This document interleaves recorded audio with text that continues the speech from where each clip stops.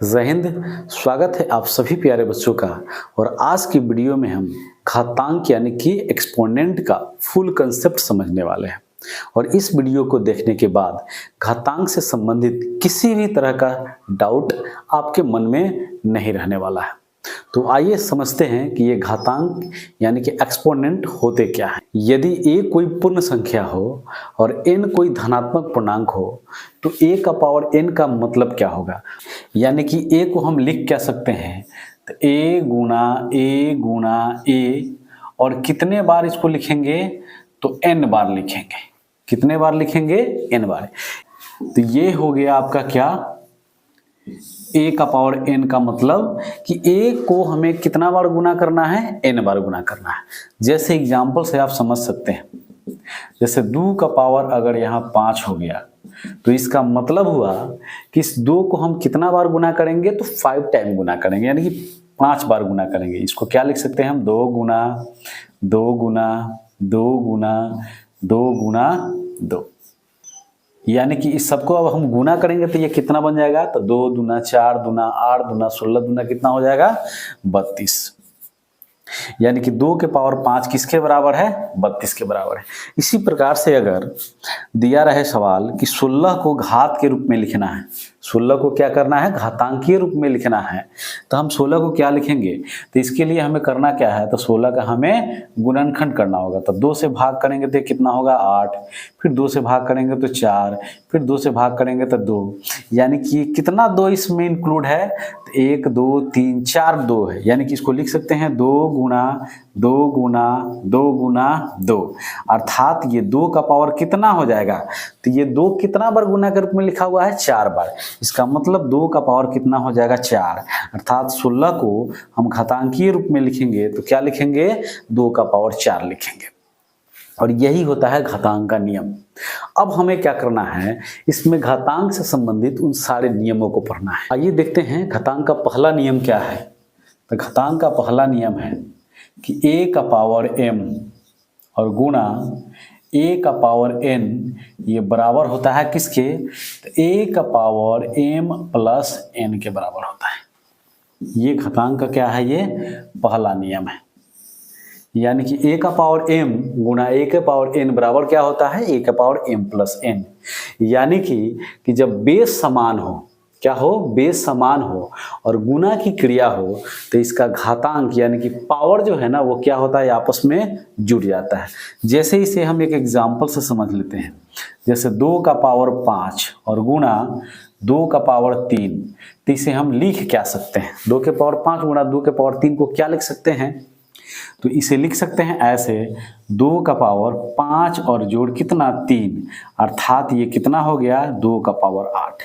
यानी कि इतना को हम क्या लिख सकते हैं, 2 का पावर 8 लिख सकते हैं। जैसे अगर दिया रहे 3 का पावर 7 और गुणा 3 का पावर 2, तब हम इसे क्या लिख सकते हैं, तो आप देख सकते हैं यहाँ दोनों में क्या है, बेस समान है। यानी कि यहाँ भी 3 है और यहाँ भी क्या है, 3 है। तो इसका पावर आपस में क्या हो जाएगा, ये जुड़ जाएगा। यानी कि 3 का पावर कितना हो जाएगा, 7 और जोड़ 2, अर्थात 3 का पावर कितना हो जाएगा, 9। तो ये था घातांक का पहला नियम। यानी कि जब बेस समान हो तो पावर आपस में क्या हो जाता है, गुना की क्रिया में जुड़ जाता है। अब हम लोग देखेंगे घातांक का दूसरा नियम। यानी कि घातांक का दूसरा नियम क्या है, a का पावर m भागा a का पावर n ये बराबर होता है किसके, a का पावर m घटाओ n के। ये किसके बराबर होता है, a के पावर m घटाओ n के ये बराबर होता है।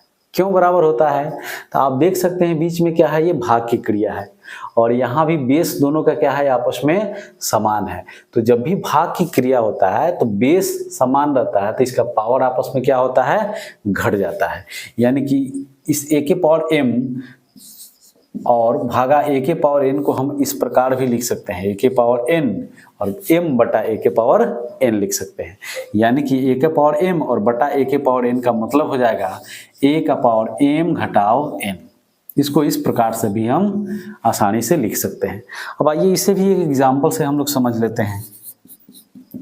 तो एक एग्जांपल है, जैसे 2 का पावर हम कितना लिख दिए हैं 5 और भागा लिख दिए 2 का पावर कितना 3। तो इसका मतलब हो गया 2 के पावर 5 और बटा 2 के पावर कितना 3। अर्थात हम इसे लिख क्या सकते हैं, तो 2 के पावर 5 और घटाओ कितना 3, 2 के पावर 5 घटाओ कितना हो जाएगा 3 हो जाएगा। और ये है घातांक का दूसरा नियम कि जब भी बेस समान हो और भाग की क्रिया हो तो पावर आपस में क्या हो जाता है, माइनस हो जाता है। आइए एक और एग्जाम्पल से देख लेते हैं। दूसरा एग्जाम्पल ले लेते हैं हम लोग, जैसे 5 का पावर 7 और भागा ले लेते हैं हम लोग 5 का पावर कितना 4। तो इसे हम लिखेंगे क्या, तो ये 5 के पावर कितना हो जाएगा 7 घटाओ 4 हो जाएगा, यानी कि 5 का पावर कितना हो जाएगा 3 हो जाएगा। अब हम लोग देखेंगे घातांक का तीसरा नियम। घातांक का तीसरा नियम क्या है, तो घातांक का तीसरा नियम है कि a का पावर m और इसका पावर क्या हो n हो, तब क्या होगा इसका फॉर्मूला। तो a का पावर m और उसका पावर n का मतलब होता है a का पावर m गुना n, अर्थात हम इसे क्या लिखेंगे a का पावर mn लिखेंगे। और ये होता है घातांक का तीसरा नियम। ये क्या है घातांक का तीसरा नियम, अर्थात इसे हम एक एग्जाम्पल से समझ सकते हैं। जैसे कि 3 का पावर क्या है 5 है और इसका पावर क्या है 2 है। एक और एग्जाम्पल हम लेते हैं, 3 का पावर 5 और इसका पावर 2। अब इस दोनों सवाल को हम बड़ी बारीकी से समझेंगे क्योंकि इस दोनों में बहुत अंतर है। अब यहाँ है कि 3 का पावर 5 कोष्ट है और इस सब का पावर क्या है 2 है, लेकिन यहाँ क्या है 3 का पावर 5 और 5 का पावर 2 है। अभी दोनों में अंतर क्या है, आइए इसको हम समझते हैं। तो इसको तो हम इस फॉर्मूले पे लिख सकते हैं, तो 3 का पावर 5 और उसका पावर 2 है, इसका मतलब क्या है, ये 3 का पावर 5 और गुना होगा 2, अर्थात ये 3 का पावर कितना हो जाएगा 10 हो जाएगा। लेकिन ये क्या होगा, अब ये इस दोनों में क्या है बहुत अंतर है। यहाँ 3 का पावर 5 इस सब का पावर 2 था, लेकिन यहाँ क्या है 3 का पावर 5 और इस 5 का पावर 2 है, यानी कि हम इसे ऐसे लिख सकते हैं 3 का पावर ये 5 का पावर 2 का मतलब 5 गुना 5, इस प्रकार से लिखेंगे। यानी कि 5 का पावर 2 है, इसका मतलब 5 को हम 2 बार गुना के रूप में लिखेंगे, यानी कि ये हो जाएगा 3 का पावर कितना 25। तो देख सकते हैं आप कितना ये दोनों में अंतर है। तो इसमें आपको गलती करना नहीं है, जब भी इस तरह का सवाल आए तो ये दोनों आपस में क्या हो जाता है गुना आ जाता है। और बिना कोष्ट का अगर पावर का ऐसे पावर आते रहे तो इसका पावर 2 है, इसका मतलब है कि इस 5 को हमें 2 बार गुना करना है। एक और एग्जांपल हम ले लेते हैं, जैसे 2 का पावर 2 और फिर इसका पावर 2 और इसका पावर 2 रहे, तब हम इसे क्या लिखेंगे, तब ध्यान से देखेंगे। ये 2 का पावर क्या लिखेंगे हम 2, इस 2 का पावर 2 है, इसका मतलब इसका पावर 2 गुना क्या हो जाएगा 2 हो जाएगा। यानी कि इसे अब हम क्या लिखेंगे, तो 2 का पावर 2 इसका पावर कितना हो जाएगा 4। अब हमें क्या करना है, तो अब इसको ऐसे लिखेंगे 2 का पावर इस 2 को कितना बार 4 बार गुना, 2 गुना 2 गुना 2 गुना 2। इसका मतलब हो गया क्या, इस 2 का पावर कितना हो जाएगा, ये 2 दूना 4 दूना 8 दूना 16। तो इसका मतलब हो गया इतना। और अगर इसी सवाल को अगर ऐसे दे दिया जाए, जैसे 2 का पावर 2 फिर इसका पावर 2 फिर इसका पावर क्या हो जाए 2 और फिर इसका पावर 2, इसका मतलब है कि सभी पावर आपस में क्या हो जाएगा गुना हो जाएगा। यानी कि इसे हम ऐसे लिख सकते हैं 2 का पावर 2 गुना 2 गुना 2 गुना 2, यानी कि 2 का पावर कितना हो जाएगा 2 दूना 4 दूना 8 दूना कितना 16। इस प्रकार से हम इसे लिख सकते हैं। अब आइए देखते हैं घातांक का चौथा नियम क्या है। तो घातांक का चौथा नियम है कि अगर a का पावर क्या हो m हो और बटा b का पावर क्या हो m हो। अब यहाँ आप गौर से देखेंगे, ये a है और ये नीचे क्या है b है, यानी कि दोनों पद क्या है ये अलग अलग है, लेकिन पावर इसका क्या है समान है, पावर क्या है सेम है। तो इसका फॉर्मूला क्या हो जाएगा, यानी कि a बटा b इस सबका पावर क्या हो जाएगा m हो जाएगा। और ये है घातांक का आपका चौथा नियम। अब इसे भी एक एग्जाम्पल से हम समझ लेते हैं। जैसे एक एग्जाम्पल ले लेते हैं, जैसे 2 का पावर क्या है 3 है और बटा 3 का पावर कितना है 3 है। तो अब हम इसे क्या लिखेंगे, तो 2 का पावर 3 फिर नीचे 3 का भी पावर कितना है 3 है। इसका मतलब है कि बेस अलग अलग है लेकिन पावर क्या है समान है। तब इसे हम इस प्रकार से लिख सकते हैं 2 बटा 3 और इसका पावर 3। इस प्रकार से हम इसको आसानी से लिख सकते हैं। जैसे दूसरा एग्जांपल ले लेते हैं। जैसे यहाँ 5 का पावर कितना हो गया 2 और बटा 3 का पावर कितना हो गया 2, तो इसे हम लिख सकते हैं 5/3। आई सबका पावर क्या लिख सकते हैं हम 2 लिख सकते हैं। अब हम लोग देखते हैं घातांक का 5वां नियम क्या है। घातांक का 5वां नियम है अगर a का पावर क्या हो n हो और गुना b का पावर क्या हो n हो। अब यहाँ देख सकते हैं बेस क्या है, दोनों का अलग अलग है, पावर क्या है समान है, तब इसे हम क्या लिखेंगे, तब हम इसे लिख सकते हैं a गुना b, यानी कि ab का पावर क्या हो जाएगा, ये n हो जाएगा। ab का पावर क्या हो जाएगा n। इसे भी हम एक एग्जांपल से समझ लेते हैं। जैसे कि ये एग्जांपल ले लेते हैं 3 का पावर 2 और गुणा 5 का पावर 2। इसका मतलब हो गया 3 गुना 5 और इस सबका पावर कितना हो जाएगा 2, अर्थात 15 का पावर कितना हो जाएगा 2 हो जाएगा। यानी कि इसे हम इस रूप में लिख सकते हैं। आइए एक और एग्जांपल ले लेते हैं, दूसरा एग्जांपल से इसे समझते हैं। जैसे 7 का पावर 2 और गुना 5 का पावर कितना है 2 ले लेते हैं, या यहाँ पर हम पावर चेंज करके देख लेते हैं। 7 का पावर कितना ले लेते हैं 3 और 5 का पावर 3 ले लेते हैं, तो ये क्या हो जाएगा, तो 7 गुने 5 और इस सबका पावर 3, अर्थात 35 का पावर कितना हो जाएगा 3 हो जाएगा। अब घातांक का अगला नियम क्या है, घातांक का हम लोग 6ठा नियम देखते हैं कि a का पावर 0 बराबर क्या होता है 1 होता है। a के पावर 0 बराबर क्या होता है 1 होता है। अब ये 1 हुआ कैसे, आइए इसे समझते हैं। जैसे मान लेते हैं कि a का पावर 0 को हम क्या लिख सकते हैं n-n लिख सकते हैं, क्योंकि n-n बराबर क्या हो जाएगा 0। n में से हमें n घटा लेना है और n क्या है, कोई पूर्णांक, धनात्मक पूर्णांक है, तो n में से n यानी कि धनात्मक पूर्णांक में से कोई धनात्मक पूर्णांक हम सेम उसी संख्या को घटाते हैं तो ये 0 हो जाएगा। यानी कि a के पावर 0 को हम क्या लिख सकते हैं, a के पावर n-n लिख सकते हैं। अब आप गौर से देखें, a के पावर n-n का मतलब है कि a के पावर n और भागा क्या लिख सकते हैं हम, a के पावर n लिख सकते हैं, क्योंकि भाग में पावर क्या होता है घटता है। बेस बराबर है तो ये n-n घटेगा तो a के पावर n- क्या हो जाएगा n हो जाएगा। अब इसे हम क्या लिख सकते हैं, तो a के पावर n और बटा a के पावर क्या लिख सकते हैं n लिख सकते हैं, क्योंकि भाग है तो हम इस प्रकार से बटा के रूप में इसे लिख सकते हैं।